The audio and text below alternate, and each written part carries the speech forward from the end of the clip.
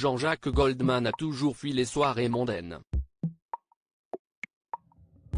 Celui qui voulait être connu seulement pour sa musique a opté pour la plus grande discrétion côté vie privée.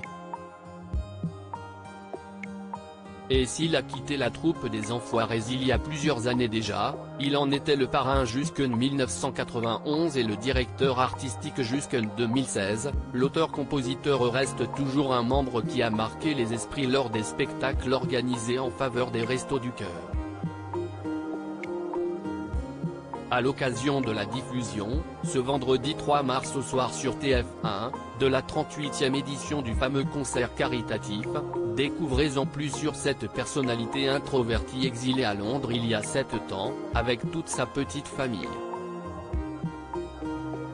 Papa comblé de 6 enfants, Jean-Jacques Goldman ne tient plus que tout à conserver l'anonymat dans sa vie quotidienne et il ne prend la parole que de manière exceptionnelle. Rare dans les médias, l'artiste est sorti de son silence en mars 2020 pour rendre hommage au personnel soignant qui se battait au quotidien pendant la crise sanitaire, contre l'épidémie de Covid-19. Il nous donne du temps, du talent et du cœur, oubliant la fatigue, la peur, les heures. Et loin des beaux discours, des grandes théories, à leur tâche, chaque jour, sans même attendre un merci, ils sauvent des vies, chantait Jean-Jacques Goldman avec émotion sur l'air du titre Il changeait la vie. Les deux grandes histoires d'amour qui ont marqué sa vie, la première femme qui a compté dans la vie du chanteur et sa mère, Ruth Embrun, qui a rendu son dernier souffle en 2008. Il a aussi grandi aux côtés d'une sœur, prénommée Evelyne, qui a 1 an de moins que lui et qui a suivi une carrière médicale.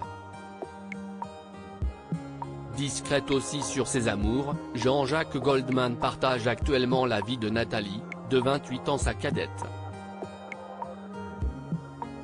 La légende raconte que la jeune femme est venue frapper à la loge du chanteur un soir de concert en 1995. Amis, ils sont ensuite tombés amoureux avant de se marier en 2001 à Marseille. Les tourtereaux ont ensuite eu 3 enfants, Maya, Kimi et Rose. Née en 1979, Nathalie Tourlagier est agrégée de mathématiques pures et a également passé son doctorat.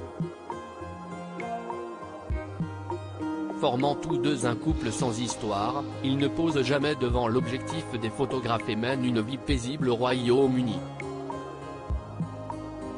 Avant son idylle avec Nathalie, l'ancien chef d'orchestre des Enfoirés avait connu une autre jolie histoire sentimentale avec Catherine Morley, son amie d'enfance. Dans les années 70, il serait allé la chercher en voiture alors qu'elle passait des vacances en Espagne avec son compagnon de l'époque. En juillet 1975, les amoureux se marient. Elle exerce alors comme psychologue et lui travaille dans le magasin de sport de la famille. Le couple a eu 3 enfants, Caroline, Nina et Michael. Si les filles travaillent dans le domaine médical, psychologue et pédiatre, le garçon a, comme son père, choisi une carrière dans la musique puisqu'il est le fondateur à succès du label Mi Mayor Company. Le couple divorce en 1997. Aujourd'hui, le chanteur à succès a fait de sa famille sa priorité, il a beaucoup souffert d'avoir sacrifié sa première vie familiale sur l'autel de sa carrière. Il n'a pas voulu faire la même erreur quand il s'est remarié en 2001, soulignait Jean-Pierre Pascalini il y a quelques années, cité par le Journal du Dimanche. Supérieur à obsèques de Véronique Collaucci, rare apparition de Jean-Jacques Goldman, ému, et de ses fils pour un dernier hommage à un auteur-compositeur entouré d'artistes féminines dans sa carrière musicale et artistique. Jean-Jacques Goldman a également eu une grande importance dans la vie de femmes devenues célèbres. Céline Dion, de prime abord, a obtenu un grand succès en collaborant avec lui, dans les années 1990, pour son album 2. Celui-ci est devenu le disque francophone le plus vendu de l'histoire, avec plus de 10 millions d'exemplaires écoulés. En 1996, le chanteur fait la rencontre de Carol Fredericks, qui est ensuite devenue sa partenaire et la membre de leur trio avec Michael Jones. Ensemble, ils ont d'ailleurs créé 4 albums très appréciés par le public. L'américaine est malheureusement décédée en 2001, à la suite d'une crise cardiaque.